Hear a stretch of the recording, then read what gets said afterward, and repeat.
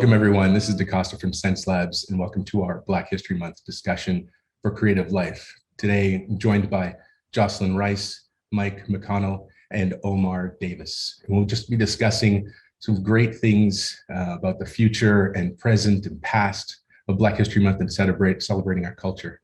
So welcome, everyone. Thank you for joining. So Jocelyn, please introduce yourself, talk a little bit about what you do. Yes, thank you so much for having us here today. It's so nice to get to spend the morning with y'all. My name is Jocelyn Rice. I am the Director of Design Thought Leadership for the Design Museum everywhere. And I also have my own organization called Black Earth United, where we focus on telling Black stories about the history of the Black outdoors through apparel and clothing. Nice, nice. Omar? Good day, everyone. My name is Omar Davis. I am the founder of Crash Bell, and I do a lot of things. I wouldn't just say that I'm a practitioner of mental health and wellness, as I am, but we built a company specifically to help people with their anatomy, their mindfulness, their self-accountability, self-awareness, and all those things that are, about you. So with that said, Omar Davis, and I'm looking forward to this conversation today. Nice. Excellent. Hey, everybody. Thank you so much for having me. My name is Michael McConnell, and I actually work with Omar Davis at Crash Bell. And I am the community manager, and I head up marketing. So my daily tasks are just to connect with people that care about mindfulness and want to bring it into their organizations. So I'm just very happy to be here and be a part of this discussion. Awesome. Great. Thank you very much for that. So let's just jump in. I think we all know, this whole period of the last 3 years, COVID, let's just bracket this conversation in COVID, because it's been a little bananas and very different from the norm. So I think the first question I want to ask is kind of where do you think we're at? Where culturally, just from a, Black culture and everything, what's been most impactful for you? What's out there for you that's interesting or certainly noteworthy? Anyone can go first. Jocelyn. Dang. I mean, okay. No pressure. No pressure. What is new?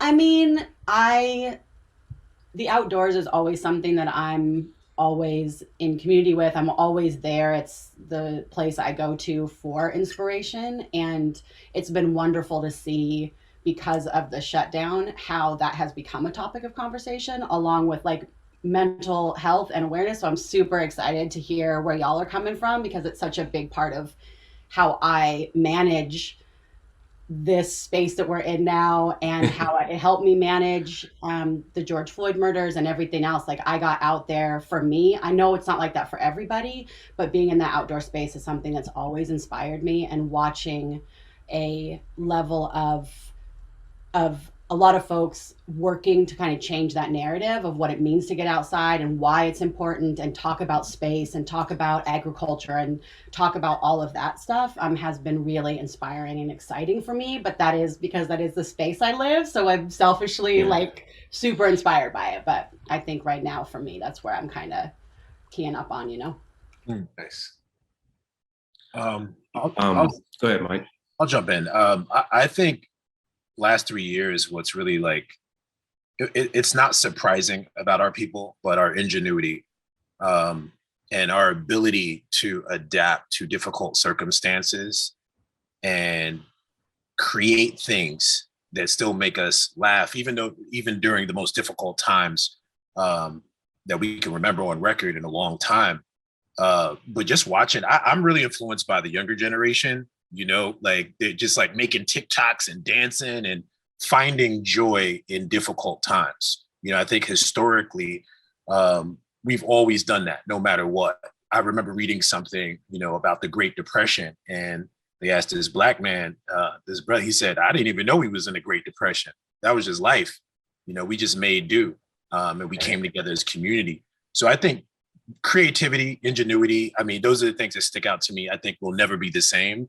So those were my takeaways. Mr. Davis. Yeah, I think the same thing. I've been really proud to see how many people within the Black and Brown communities have actually stepped up to not only take care of themselves and their self-awareness, self-care, mental health, but also to like really focus on what their passion and what their purpose. I mean, you can have many purposes if you ask me, but to see that a lot of people were, in a sense, forced in a way to recognize, more about what they really choose for life, what they want for life, and then being courageous. Like people are finally having the, if I can say it, the ovaries or the testicles, right, to finally stand up to something that they believe in, and maybe even walk away from something that is not necessarily the best for them. And so you may see it as the, great resignation, or you may just see it as people just sick and tired, whatever the case may be. I'm happy to see that people are not only finding their place, whether it is in a specific job, but they're also finding their reason. Like they're finding more reasons to live and to get out and be the best them. And so that's amongst the chaos and all the madness, that's something that I'm seeing within a bunch of different communities. So that's a bless. Nice, nice. So let me dive a little deeper and talk about kind of the way we're seeing representation in media. How is that? Do you think that has changed? I know there's been change. We've all had conversations with you earlier about kind of my perspective from Canada. So it's kind of the idea of how I see other cultures or my culture represented on television and the media. So have those things changed for you in a good way? Because Jocelyn, you and I talked about this a little bit, and then, we want to, those things are noticeable, but I think you had a point about, is it going to stick? So if anybody wants to jump in and talk about how they feel the representation may have been changed by the events of the last 3 years, kind of, or just this whole period, the era of COVID. I was just watching the show last night, and I was like, wow, it's still weird to see Black people on mainstream networks. And until it doesn't feel weird, then I'll say that we've made actual progress, right? So, but I will say that I see more authenticity. That's what I like, because when we talk about representation, and you see one type of Black person, or maybe 2 to 3, so you'll see like the typical characters that you would see on like GTA, like or you'll see this like upscale Black person, Bel Air style. But I've seen a variety of different types of people, Black people, on major networks in an authentic manner, and it feels good. It feels good because the character is not overdone in some of these shows, and I can relate to some of it. And even with movies, I love what Jordan Peele is doing. I'm a huge fan. He's got another movie coming out this summer, but it just shows also versatility, right? Versatility, because also we've had like the same storylines, and those storylines typically come from like the church and sort of like the Tyler Perry circuit, and we've seen a lot of that. But I think we're starting to see more mind-bending films and more sci-fi stuff, which I'm a huge sci-fi nerd, and I love to see it. Even 50 Cent is producing a sci-fi film right now. So I think what we're going to see is more authenticity, more versatility, but I would like to see more of us, and it not be something that is considered novel. You got to get in that Lovecraft country if you haven't. That's super sci-fi. Oh, I love that. I love that. They canceled that one. I know, but it was real, and I wish they would have kept it going, because it was genius on all fronts. And if you two haven't seen Lovecraft Country, then y'all better get to it. Flames. It is amazing. It is beautiful in all senses of the words. It's also scary as and that's also beautiful. But with that said, for me, I think that the narrative and the way that we're portrayed in the media is changing, for sure. I think that we, just like Michael said, we had specific paradigms of how we should look that were being, displayed, so to say. And it did come from that, whole idea of, for me, I'll get a little bit more personal and touchy. Even for times whenever I would see like the, what is considered now Black excellence, or like Mike said, the Bel Air status, right? I have a lot of problems with that too, because that's still achieving the identity of a white man. So for us to continuously try to look and achieve things that have been set up for white men is actually, that's the trick bag, right? So it seems as if we may be having some things that are changing within our media circuits, but at the same time, if it's not, for instance, let's just take hip hop culture, for instance. Hip hop culture is completely ours, right? But hip hop culture has not only been taken and used against us in a lot of ways, that it actually propagates negative and nuances within our communities, like, calling our females all the time, right?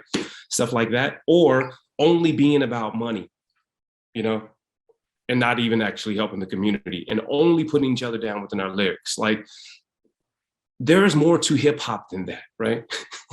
We come from a culture of hip hop where hip hop was also used to speak about the truth, speak about the things that were positive. You had, the KRS-Ones, or we can even Nas and Jay-Z, they were still speaking about the truth and about the things that were important and the things that were cultural, relevant to us. But that culture has now been whitewashed to where now you see any and everyone dressing hip hop like, or using hip hop terms, or even on, Fox and all these publications, they're using specific hip hop terms. And I'm like, word, that's hilarious. But the question is, like, why is it that you're showing us in these two paradigms, right? You're showing us in the paradigm of we are clearly only hip hop or athletes, right? Which are, those two things are still owned by white men. And then if we are not those things, then we are dressed in a suit, tight and corporate, which is still a white man thing. So at this point, I'm curious to know, like, for instance, like Mike said, there's many diasporas of Black. There's many types of people that come out and are authentically Black, and they look completely different. I was having a conversation about this the other day with the person, because they were trying to get me to help them understand Blackness. And I'm like, well, my experience, and actually me and DaCosta had a conversation about this actually not too long after that. My experience as a Black man and as a mixed Latinx man is completely different from Mike's, and completely different from DaCosta's, who's in Canada. It's completely different from my cousins who I grew up with. Like, I can have a conversation with my cousins who look either as dark or as light as me, and our experiences are all different. So therefore, we don't come in one shape, size. And the one thing that I do love, and this is the positive aspect of this whole thing, is that because we are starting to identify ourselves as, I guess, being able to expand more within our culture, it allows a lot of us to be more authentic. Because like Mike said, a lot of times the church especially, it will make someone feel that they could not be themselves. Let's say if you are a gay man, and a gay man in the Black community before was it was something that was like, the devil or demons or whatever, all that stuff, right? But now we have communities where Black men or Black women who are homosexual, whatever category they fall under, we have a space for them that we as people can actually support them. And so now what we're seeing is that we are able to start to shift. We are able to start to like really define what our culture is. And whether you are, a punk rock kid who's Black, a skater kid who's Black, a motocross kid who's Black, an ice skater, a gymnast, whatever, across the board, you still have an ability to actually shine right now, because we do have the stage, we do have the mic, and everyone's looking at us because we not only have been the most traumatized, but we've also come through, and always, like Mike said, we always find a way to triumph in the worst circumstances. And so with that said, I have a mixed view on that. I still feel that we're propagated against, but I also see where a lot of things are opening up for us to express freely. If I can like jump in, I mean, like I agree with both of you so much. I feel like Dan and I like the conversation get heated, but like I feel a particular type of way about needing like this conversation that the media is even needed for us to do what we do. Like we saw it in the Harlem Renaissance movement, we saw it in the Civil Rights movement, we're seeing it again. I don't need, and we don't need the media or like to we've been doing this. I mean, I'm a child of the 90s, so we've been doing this forever. I've seen this before, so I think that's where I was coming from when and I were talking earlier, like before, is that I've seen the mainstream media and I've seen black folks on my TV, but we have shown over and over that we don't need all that. It's great to see. I'm excited when I see Issa doing what she's doing. I'm excited to see black female directors winning awards and like getting up there and getting that mic, but we always find a way to communicate with each other regardless of what the white gaze is, like we just don't need it. So I do just kind of find, as I love Jordan Peele, like I love all of this, and so I live in it and I watch it and I enjoy it, but I'm skeptical. I think it will go away, and then we'll see it come up again, because this is a country, and Canada is different. I'm curious too, from in Canada and other countries, like this is a country run by white folks. Like, so I mean, like they're running our government, they're running a lot of stuff. Like we're coming in and trying, and we've always tried, but ultimately we were brought here by them, and there's barriers there that are going to be real hard to break down in the mainstream, but we don't need it, I think so. I don't know. Right. So how do we, I guess we've had some momentum, right? And I'm going to apologize now because there's some kind of, I live by the harbor, so some kind of crazy noise going on. But I think, so we've talked about like the momentum, and then we've gained some momentum, even though some of it, might be, I'm going to use the word artificially kind of interjected into kind of the mix. But how can we build on that? What are the things we need to be mindful of, and then push forward, and then really kind of make sure, like rein in the crazy artificial side, and then capture the authenticity? And how do we push forward the authenticity? I think, to be honest with you, everything, a lot of people don't agree with me, but ownership. Instead of just worrying about being on the stage, we got to own the stage. And not from own the stage, own the building. Own the building, own the city, own the town. Like to me, everything is ownership, because when you own something, you get to dictate what happens in that space. And what I feel, this is just in my heart. I know, it may look far away, but my buddy said this. He said, we as hip hop culture, we just talk about hip hop culture, which is the dominant culture. It's just one of the cultures that exists in the larger thing of being Black, is that we're flossed out. Like we're dripped out, we're flossed out. We didn't drove every Ferrari, every car. We did everything we can to look like them. And I think it's going to start coming back more to consciousness, but not preachy, right? Because I think a lot of our people stray away from that style of hip hop because they feel like they're being preached to instead of taught. But I love artists like J. Cole and Kendrick, who mix the food with the medicine. And I think it's going to go from, I need to get this car to be validated, to, let's build generational wealth. I already see these conversations happening. I'm in a room with these conversations with men of color, Black men, Black women, who are like, let's put some resources together and buy this back. I would tell anybody, look at what Byron Allen is doing. Byron Allen, he's a media mogul. That man is like, I don't care about being in Forbes. I don't care about being famous. I'm trying to buy as many media outlets as possible, because the bottom line is this: whoever controls the media controls the narrative. And I think that more of us need to look at what he's doing and how he's doing it. But the beautiful thing about Black folks is we'll even go into white-owned spaces and dominate YouTube. We'll dominate TikTok. We'll dominate all these places. But like I said, for me, it comes down to ownership. And when you have that, you can control the narrative. And that's a part of, in my opinion, building generational wealth. But when it comes to the conversation of generational wealth, I'm always very careful, because people think about generational wealth and they think just money and possessions. We need generational health before generational wealth, because we have a lot of trauma around money.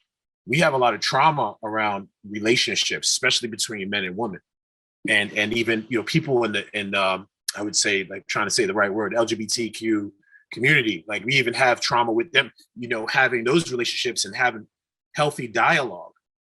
So I think that we need to first heal, create spaces where we can have discussions, and then we can get to a place of like, yo, ownership. Let's take back our narrative. You know what I'm saying? So that's just what's been on my spirit the last 3 years, you know, as I think about my people and where we're going, what direction we're headed into. So let me just to extend on that. Like, so what is, I guess, looking at kind of, you know, the 80s and pushing out hip hop culture in the 90s, and we said, well, we effectively pushed out a brand into the world. And I'm not sure if there was a let's reclaim jazz movement from the Black community, you know what I mean? But, right? So I'm not, you know, because to me, it's like anybody can, I like the idea that, I don't really listen to hip hop anymore, because as soon as Onyx hit the road, I was like, it's too mad. I was never that mad at anything. You know what I mean? So I liked, I like when Will Smith was doing it. I was happy with KRS-One is every day, all day KRS-One, you know what I mean? So, I just don't know what we do if you make this machine, this monster, and you give it to the world, and then they go and they do it. And then anybody's like hip hop, you know, the Aboriginal people doing hip hop, and Middle Eastern people doing hip hop, Korean doing hip hop, you know, everything. So it's nice that everybody's embraced it. But then now that have we lost control of it? Is there a such thing as losing control of that thing? But then how do we reinvent it, claim the bits that we want? You know what I mean? How does that look? I don't even know. Well, I don't think that backwards is the way. You know, we always try to look back to move forward. But if we look back and realize what we did in the past didn't work, there is no gaining back hip hop. There's no gaining back jazz. There's no gaining back rock or the blues. We have to move forward and create some new. But also, the one thing that I would definitely agree with Mike on is the concept of ownership. But even in your own right, we cannot fix racism. And it's not our responsibility to fix racism. And even more so, it's not white people's job to fix racism either, because racism is actually a mental illness. When you really break down the concept of racism, it's an extreme indifference, which is meaning that you're consistently judging and also afraid of something at the same time. And through your fear, stress response, sympathetic nervous system, you're creating neurological processes that actually only condition the mind to stay specifically in fear. And so when you look at it from a lens of mental health, we can't fix racism, but we can start healing from the national trauma that we all have been experiencing. Obviously, us as Black people have experienced this trauma on a level of physical, emotional, mental, and abuse that is far beyond what we want to talk about. Now, on the other side, white folks are experiencing this as an inferiority complex. And it's not really actually processing to them that way, because they think because of the privileges that they had, and over time, it just seems normal.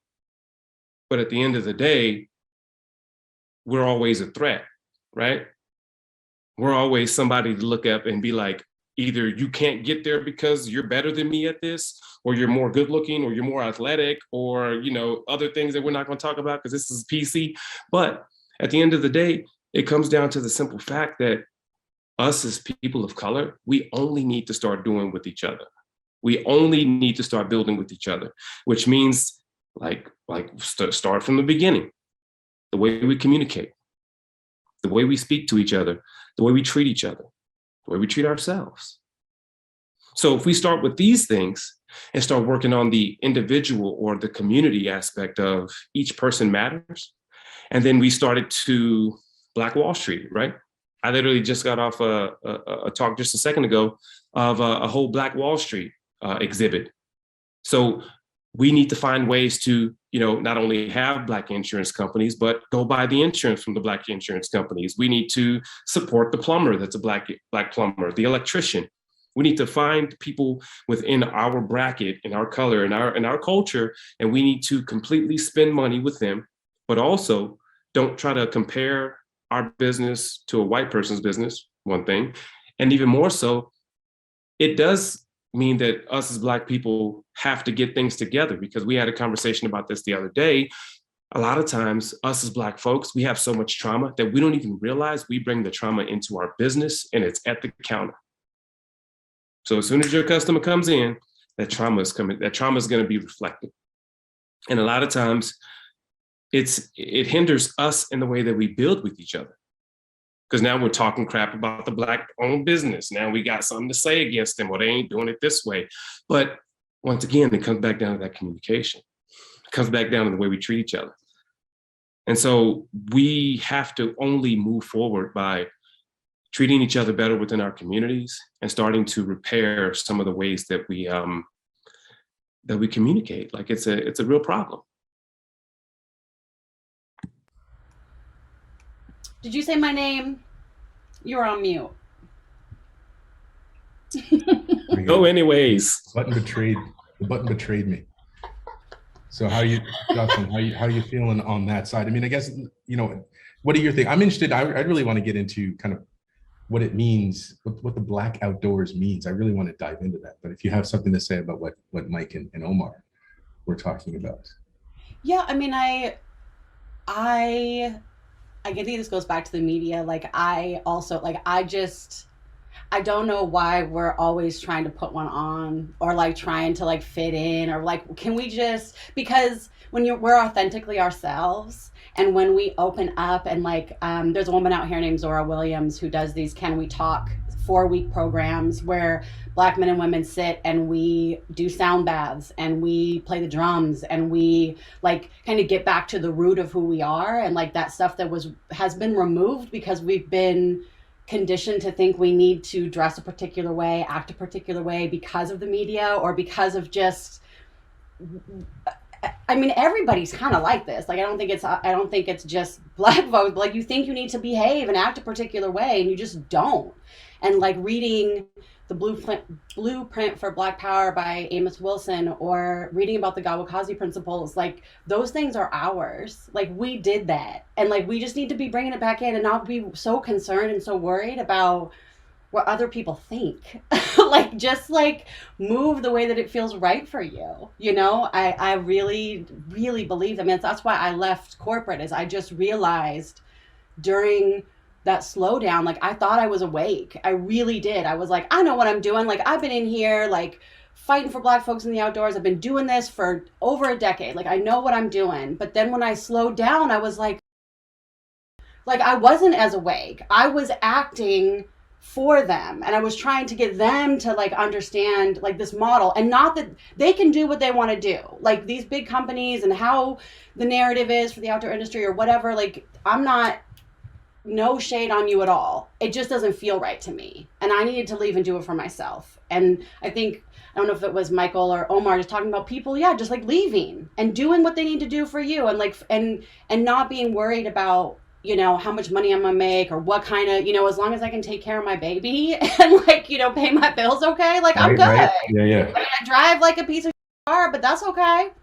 I'm all right. I do. I mean, it is a piece of shit, but I don't care because I'm happy now. Like, it gets you from A to B. Yeah. Right. But it also, that's the beautiful thing, is that it doesn't matter.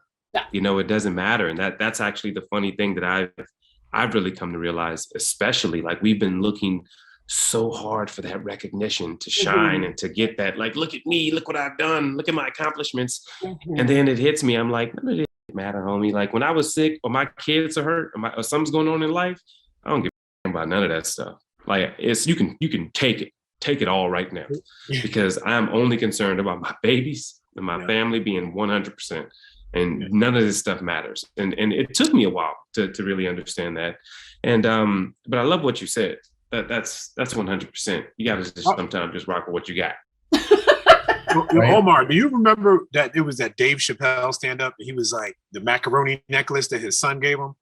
You know, he was like, he made all this money, he got all these accolades, but he was like, my son gave me a macaroni necklace. He was like, you are so talented. He said that meant more to him than anything.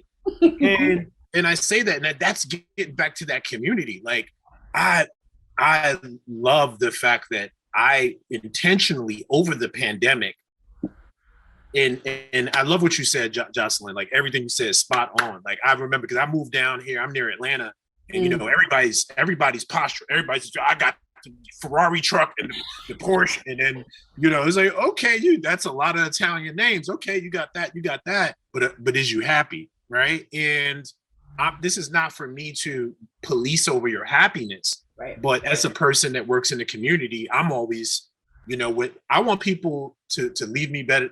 When they meet me, I want them to leave feeling good about themselves. Mm-hmm. That's my duty in society. Mm-hmm. It's not a requirement, but it's just something that I feel that God put me here to do.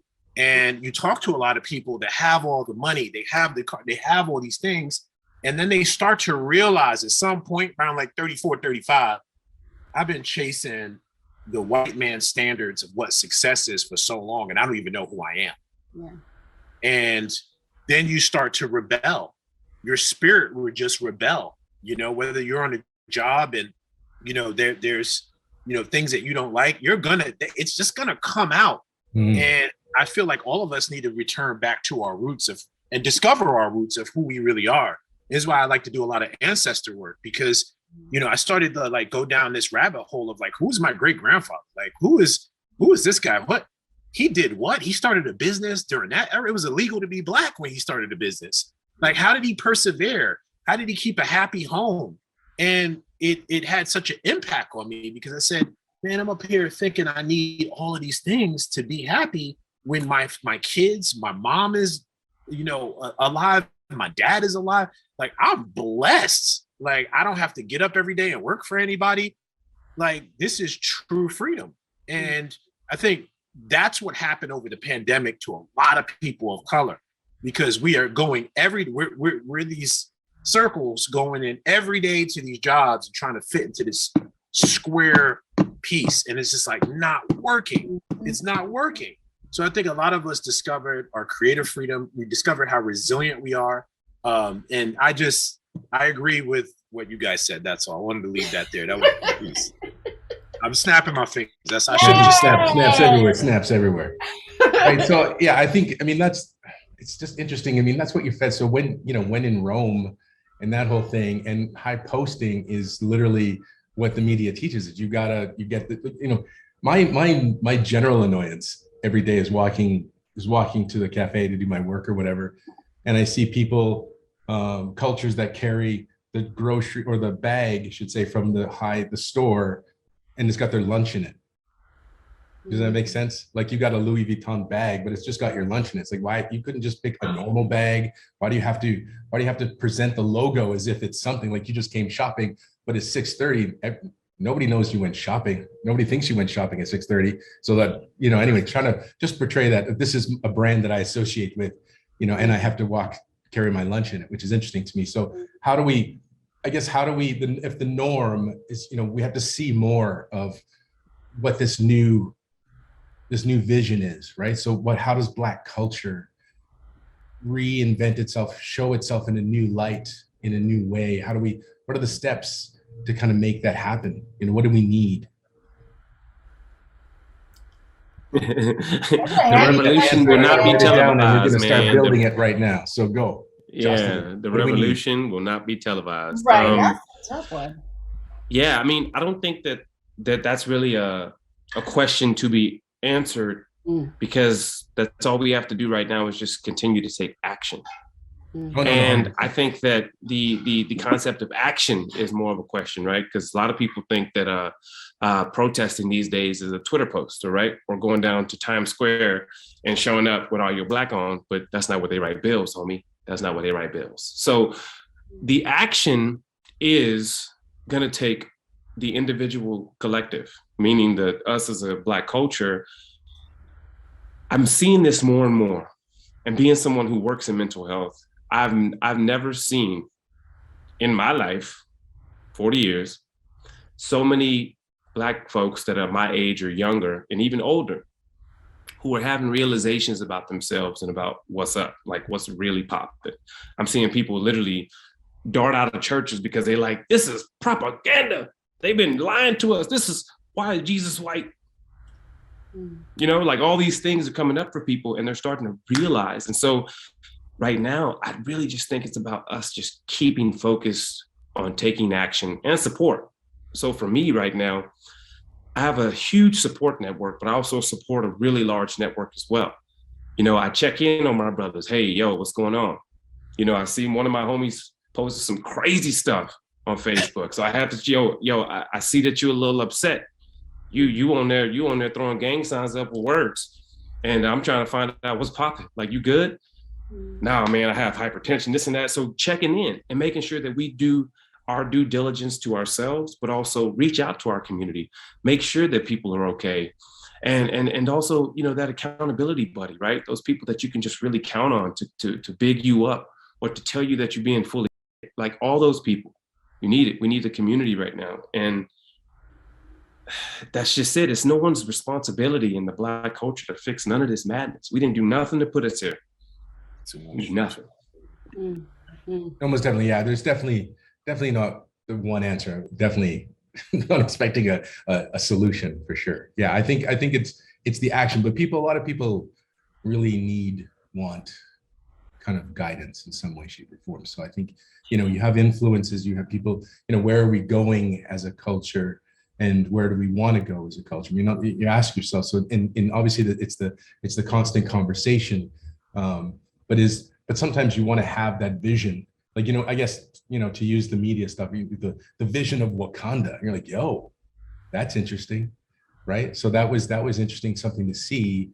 So is it, do we need something like that at all? I mean, or is it possibility? Can we build that? Or is it just, what do we have to keep in mind or to kind of move forward in the right direction?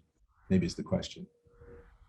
I mean, I think something I just started, like, I think art is restorative. I'm an artist, I'm a creative. And so for me, that is what keeps everything going. And being at the museum and working with design thought leaders and thinking, like, how can I make sure everybody knows they're creative? How can I make sure everybody knows they're a designer? Like, you're designing your life at every moment, and like reframing these narratives. And we just recently did a futures workshop where we took Harriet Tubman and we Harriet Tubman is outdoorsy as, and so how can we show people like who this person is and just dissect her and move her through time and space. And I really, like, I'm a time traveler. I go back in time, I go forward in time, and I'm constantly trying to think in that way and just bring people along in that conversation. This is how I like to move. Do you want to move this way too? Like, come and join me and let's move this way together. And like, I popped in this morning, we had these boards that we worked on, and I popped in this morning and people came back to the boards and are putting more sticky notes in and putting more thoughts in, and like, we're creating this stuff together. And I think for me, like, I think that we do need leadership in those spaces. And I hope to be one of those people that just says, like, I take leadership very seriously. And I think that I want to be a leader in the outdoor space and in the creative space and say, like, how can we move together? How can we co-create things together? And how can we, you know, design brands or experiences or art or whatever, and just be with each other? And so I think there's an authenticity in that. And I think that's also how because we all have different experiences. We all move different, but I want to know how you move and how to bring that into my space. And I want to bring a little bit of me into you and like kind of share more, like that reciprocity. I'm like huge into the reciprocity word right now. Like, I'm all about it. Like, I love it. I'm all about it. Like, how can we just help each other along the way in ways that might not necessarily be financial, that might be that support, like that y'all are providing with the mental health support, or like how can I help support you in art, and how can we help each other like realize our greatness, you know, and like inherently that level of kindness and like respect for each other will move mountains. Like we just gotta, instead of trying to climb a ladder or trying to get over on somebody or whatever, like I had those moments. I'm not, you know, like I was there. So I totally, and I'm not begrudging anybody that would want to be in that space. That's great. But this space over here is this, and that's that. And like, so I think I got lost in my own tangent, so I'm just gonna stop. I don't even know what I don't know what question I was answering anymore. I know, right? It's all the same. What the? That's the question. I love that. I love the art approach. You know, I love the art approach because it's expression, and art disarms people. Yeah. It disarms people. You know, it's just like you come in with your biases and you're you know, I don't do this, I don't do that. Everybody loves art. I don't care what you say. There's some form of art that you like, whether that's music, you know, architect, whatever it is. So I love that approach, and sort of building these micro communities. That's what I've been focused on, is like, instead of trying to get everybody to come, it's like, yo, let's do this. Let's break people up into teams. That's how I've been literally approaching it. It's like, I used to run a men's group that I started years ago, and Omar was a part of it. And it got, we had a lot of members, like almost 100, and it got a little difficult to manage, right? Because people started to break off in groups, and I said, you know what? Why not try that approach, which is like, instead of trying to impact 50,000 people at a time, why not just try to work with a group of 5 or 10 people and introduce them to something new, like your museum. And we just do an art walk, right? And we go, you know, we go to Chelsea or something in New York and just go to all these art galleries. Now you like art. Now you're showing it to your kids, and it's therapeutic. And the thing that I you know, I always say when I'm working with people, mentoring or doing something in community, is if you can impact one person positively, you can save a generation. And that's a lot of people. So I like the whole approach of allowing people to express themselves and not preaching to them. And my boy says this all the time. He says, teach me, don't scold me. You know, and I think that art is a great way to do that. It's like, teach me something new, and it'll possibly change my life and, you know, allow me to express myself. Nice. So Jocelyn, let's talk about this outdoor business. What does that look like? Because I'm gonna tell you, I've never seen a poster, an advert, or anything related to the outdoors. You know, up here it's Mountain Equipment Co-op or North Face or whatever it is. I've never seen a Black person in a parka. Let's just stereotype. You know what I'm saying? Like, I've never on a poster. You know what I mean? Like, I've never. You never seen a fro with some with the, you know, North Face on? No. Shining. Yeah. No, never. So I mean, like that, and I'm super interested, you know, because I complain constantly. I mean, as much as I was raised, I grew up in the suburbs, and I'm mostly a city kid now. But I mean, dude, I'd love to live by a lake and not mess with anybody. But what does that? What does that mean? What is that message in the context of Black culture, and how do we apply that? What does that look like? I mean, I'm currently in the discovery phase of understanding what that is. You know, I think it's a whole reframing. I mean, like you said, I mean, we don't need to be top of mountain is dope. Like, I've heliboarded, I have backpacked, I've done ridiculous things outside. I've hunted, like done deep sea fishing, done tarpon fishing, like, because I feel like it's important when you're designing that stuff to understand the gear that you're creating for people. But ultimately, my relationship with nature is very spiritual. Like, you might say you're a city person, but you still got to go out there. You got to go get in your car. You have to walk outside and be in the elements one way or another. And so the level of connection I believe, should be deeper. And looking at our people, especially ancestors, elders that have such a beautiful relationship with the land, the things that we had to go through, and that is outdoorsy.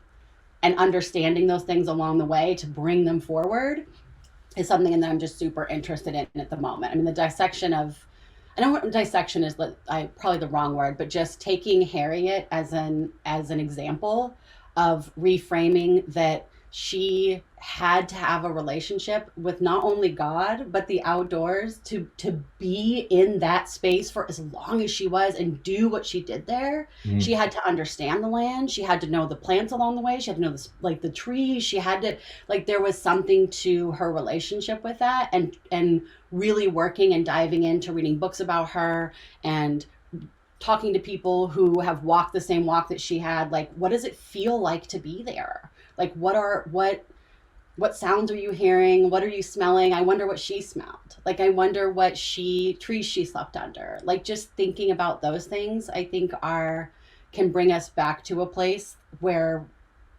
we can be more comfortable being out there, because that was our respite for a lot. And there's this narrative that it's dangerous, but the danger exists within other people that are creating a space that is uncomfortable. They're also not giving us the space within our communities to be able to go out there. Like, there's so many other layers that I hope to get to, but right now that play a huge part. But I am really interested in just like starting at the foundation and realizing, like, what is it about Blackness and the land that is so beautiful and like magical, because it's there. Nice. And so I'm like in that phase at the moment. Nice. Does that make sense? That's definitely, I'm definitely interested in hearing more about that as you develop the understanding and the experience with that. Nice. So the closing notes. What do we think? What do we want to do moving forward? What are the thoughts?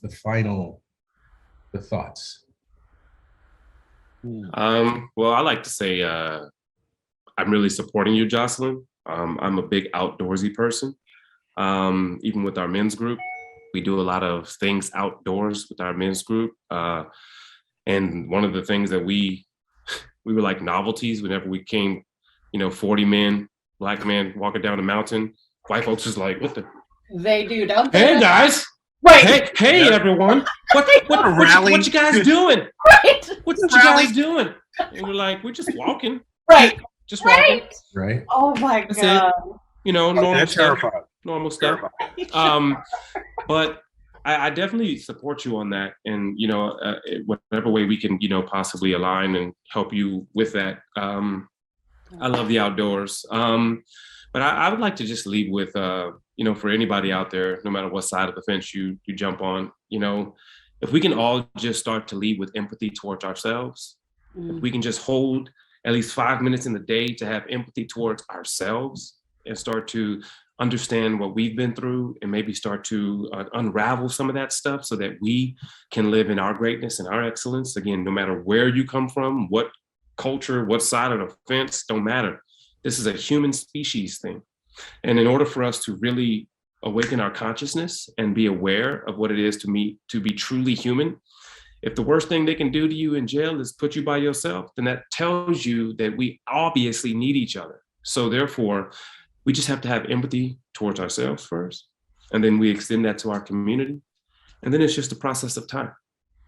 Nice. Mike? You said a mouthful there.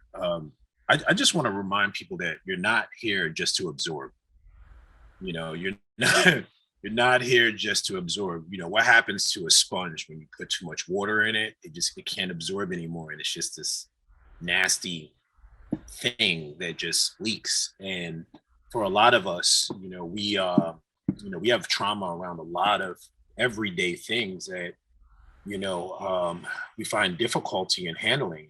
And I would say a compliment to Jocelyn. One of the things that really helped me was getting grounded in nature. So what did I do? I moved from New Jersey to Georgia. And if you look at my house, I'm surrounded by an acre. It's all trees. Like, I go outside and I just release, because I'm absorbing a lot during the day because I am a business owner. I'm working with everything from corporations and schools to individuals. And I have to make sure that I release that energy that doesn't belong to me every day. I try to release it every day. I don't bring it into the next day. And there's a lot of releasing techniques that you can do, grounding techniques. So you can feel re-energized and reinvigorated. But what I would say is this: is start with wellness. If you want to do anything, community work, bringing Black folk, whatever, start with your own wellness. Start with your own mental health, and then go forward. But that would be my 2 cents, because every time that I tried to do something, and I was stressed out, I had a lot of anxiety, had all these problems, and I tried to do things for other people, it never worked. So if you want to be a servant, the first thing you got to do is serve yourself. And that's my 2 cents. And thank you for having me. Oh my gosh. Sorry, that was the point. I was just gonna say, with that, on that note, I'm gonna go take a walk on the beach, because I'm walk down the hill.